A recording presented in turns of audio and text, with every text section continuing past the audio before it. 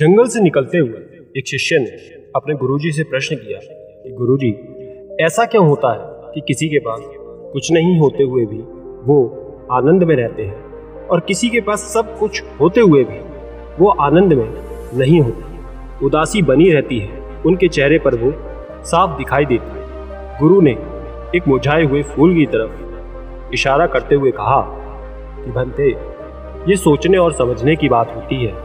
अगर ये फूल ये सोचे कि कल मुरझा गया था या फिर भविष्य में वो ये सोचे कि मैं फिर मुरझा जाऊंगा, तो फिर ये खुलकर कभी भी पूरे तरीके से खिल नहीं पाएगा। अपने सुंदर स्वरूप में ये कभी भी आ नहीं पाएगा और अपनी खुशबू कभी भी प्रकृति में बिखेर नहीं पाएगा। उसी प्रकार जो इंसान अपने अतीत की यादों में खोया रहता है या फिर अपने भविष्य की कल्पनाओं में डूबा ही रहता है, भविष्य के दुखों के बारे में सोचता रहता है या फिर भूतकाल में जो उसके साथ बुरा घटित हुआ है उसके बारे में सोच सोचकर अपने भविष्य के लिए चिंतित होता रहता है, तो ऐसा मनुष्य जीवन में कभी भी सुख का अनुभव नहीं कर सकता। वो समझने की बात होती है कि जीवन हमेशा वर्तमान में होता है। अतीत और भविष्य की कल्पनाएं हमेशा मनुष्य को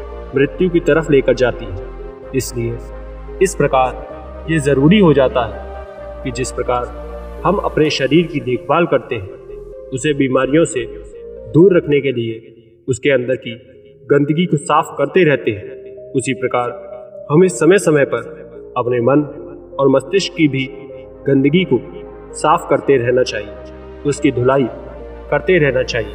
इससे आपकी बुद्धि की क्षमता तो तेज होगी ही, साथ ही आप हमेशा आनंदमय रहने का रहस्य जान पाएंगे। गुरु ने स्वयं की तरफ इशारा करते हुए समझाया कि एक योगी वो होता है जो जीवन के दौर में ठहर जाता है, जो ये समझ जाता है कि जीवन का अंतिम चरण तो मृत्यु ही है।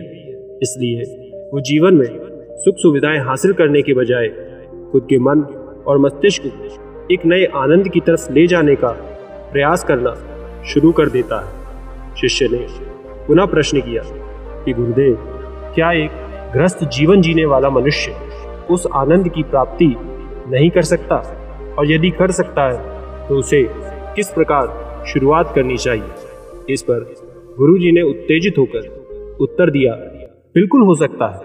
अगर सभी मनुष्य उस आनंद की प्राप्ति के लिए योगी बनने का निश्चय कर ले तो इससे तो प्रकृति का चलन ही रुक जाएगा, उसकी जो व्यवस्था है वो बिगड़ने लगेगी। एक सच्चा योगी अपने जीवन में खोज करता है और खोज करने के बाद अपने जीवन में आनंद को किस प्रकार प्राप्त किया जाता है वो तरीके सबको बताता है, ताकि मनुष्य अपने ग्रस्त जीवन का पालन करते हुए आनंद की प्राप्ति कर सके। गुरु ने खुद को संबोधित करते हुए उत्तर दिया कि मैंने अपने जीवन में जो खोज की है उसके अनुसार मनुष्य को समय समय पर अपने इस मन और मस्तिष्क की सफाई करते रहनी चाहिए। मनुष्य अपने शरीर का तो ध्यान दे देता है, लेकिन वो अपने मन और मस्तिष्क को भूल जाता है, उस पर कभी भी ध्यान नहीं देता, और इसी वजह से उसके मन और मस्तिष्क बूढ़े होते चले जाते हैं, उनमें जवानी नहीं रह जाती, और जब उनमें जवानी नहीं रह जाती तो उनमें नयापन और ताजगी नहीं रह जाती, जिसकी वजह से एक इंसान उदासी से भर जाता है। गुरुजी ने अपने शिष्य की पीठ थपथपाते हुए आगे कहना शुरू किया कि जो घटनाएं हमारे मन को प्रभावित करती हैं, जरूरी हो जाता है कि हम उन घटनाओं को किसी भी तरह अपने मन से बाहर निकाल दें। उसके लिए सबसे सरल तरीका है कि अपनी भावनाओं को व्यक्त करना सीखो, उसे अपने दिल में, अपने मस्तिष्क में बिठाकर मत रखो। जब तुम किसी दूसरे मनुष्य के सामने अपनी भावनाओं को व्यक्त कर देते हो तो तुम्हारे मन का बोझ हल्का हो जाता है। कुछ लोगों का स्वभाव ऐसा होता है कि वो अपने मन की बात किसी को नहीं बताते। ऐसे लोग अंदर ही अंदर दुखी होते रहते हैं, लेकिन वो अपने मन की बात किसी दूसरे व्यक्ति के सामने कभी नहीं बताते। वहीं उसके दूसरे उलट कुछ ऐसे लोग होते हैं जो अपने मन में किसी भी बात को रख नहीं पाते। उनके साथ कुछ भी अच्छा या बुरा होता है वो अपने मन की बात, भावनाओं को दूसरों के सामने अभिव्यक्त कर देते हैं। और तुमने खुद ये महसूस किया होगा कि जो लोग अपने मन की बात दूसरे के सामने व्यक्त कर देते हैं, वो लोग जीवन में ज़्यादा आनंदित रहते हैं। कभी भी रोकना नहीं चाहिए। जिस वेग को हम रोकने की कोशिश करते हैं, वो वेग हमें अंदर से ही खाने लग जाता है। अगर तुम्हारा मन किसी बुरी घटना पर रोने का कर रहा है, तो चीख चीख कर रो, अपने आप को रोको मत। उस वेग को पूरी तरह से बाहर आने दो। वहीं दूसरी तरफ अगर तुम्हारा मन किसी घटना पर पूरी तरह खुश होने का कर रहा है, तो तुम उस घटना पर नाचो, गाओ, खूब आनंद लो, जिससे तुम उस वेग को पूरी तरह बाहर निकाल सको। और जब वो वेग अपनी पूरी गति के साथ बाहर आ जाता है, तो पीछे छोड़ जाता है एक खालीपन, एक अकेलापन, एक शांति, एक मौन, एक अनुभूति। गुरु ने शिष्य को समझाते हुए कहा कि जिस प्रकार तेज रफ्तार से चलता हुआ पानी अपने वेग से सभी बांधों को तोड़ देता है, उसी प्रकार हमारे अंदर भावनाओं का उठने वाला वेग बाहर नहीं निकाला गया और हमने बांध बनाने की कोशिश की, तो वो उस बांध को तोड़ देगा। और उस बांध को तोड़ने के बाद उसके अंदर का कचरा हमारे मन के अंदर ही ठहर जाएगा, जो हमारे मन को दूषित कर देगा, उसे गंदगी से भर देगा।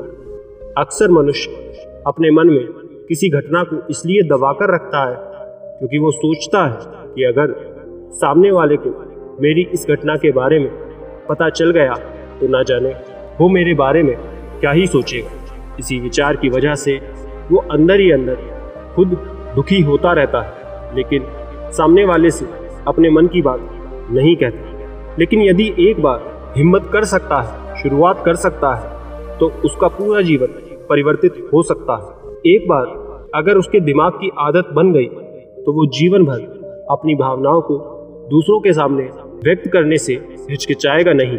और अपने दिमाग की ये आदत हम 21 दिनों में पैदा कर सकते हैं। अगर 21 दिनों तक हम अभ्यास करें, तो हमारा दिमाग पूरी तरह से भावनाओं से मुक्त हो जाएगा। ये 21 दिनों का अभ्यास इस प्रकार है। सबसे पहले 21 दिनों तक आपको इस बात को याद रखना है कि आपको अपने मन में कोई भी बात दबाकर नहीं रखनी है।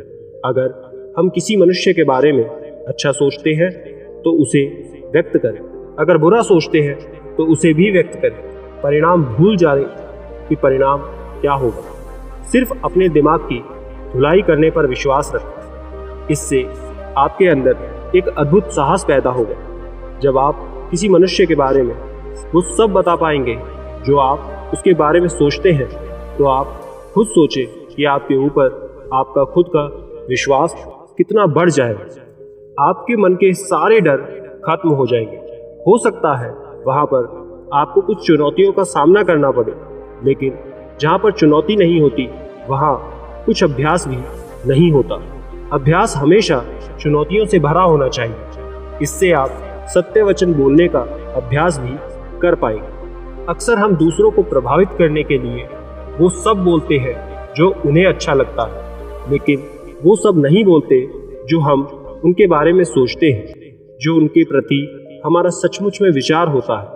और यही हमारी सबसे बड़ी भूल होती है, जिससे हमारा पूरा अस्तित्व झूठ बनकर रह जाता है। और अपनी भावनाओं को व्यक्त करते समय ये भी ध्यान रखें कि हमारे अंदर की भावना उस इंसान के प्रति जो उठ रही है, उसके पीछे हमारा मूलभूत कारण क्या है। उदाहरण के लिए, जब कोई नौकर किसी मालिक के पास नौकरी करता है और उस काम को सही तरह से नहीं कर पाता, तो उसका मालिक उसे डांट फटकार देता है, जिससे उसके अंदर क्रोध की भावना उत्पन्न होती है।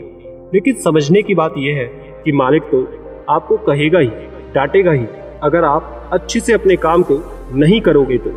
लेकिन यदि आप अपने काम को अच्छे से कर रहे हैं और इसके बाद भी आपका मालिक आपके साथ अच्छे से व्यवहार नहीं करता, तब आप खुल करके अपने मालिक को अपनी भावना व्यक्त कर सकते हैं, बिना ये सोचे कि इसका परिणाम क्या होगा। अगर आप इस भावना को नहीं उठाएंगे तो आप अपनी नज़रों में खुद ही नीचे गिरने लगेंगे। आपका आत्मविश्वास बिल्कुल खत्म हो जाएगा। दूसरा अभ्यास जो आपको 21 दिनों तक करना है कि जो भी घटनाएं आपके साथ घटित होती हैं, कम से कम एक ऐसा इंसान जीवन में होना ही चाहिए जिसके सामने तुम बेझिझक अपनी सारी बातें रख सको, अपने दिल की बात कह सको, चाहे अच्छी बात हो या फिर बुरी।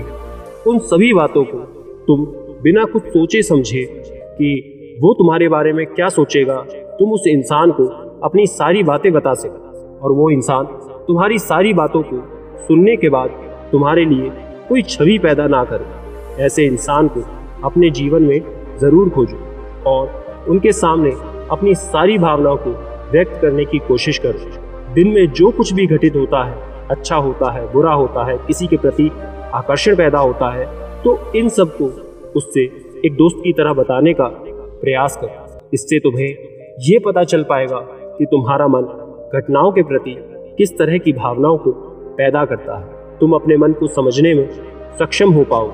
जब तुम दूसरे व्यक्ति को ये सारी बातें बताते हो, तब तुम खुद भी अपनी प्रतिक्रिया का उस घटना के प्रति तुम्हारा क्या रवैया रहा है, उसके प्रति तुम खुद का आकलन भी कर पाते हो। और तीसरा अभ्यास जो तुम्हारे मन को खाली रखेगा वो है योग निद्रा।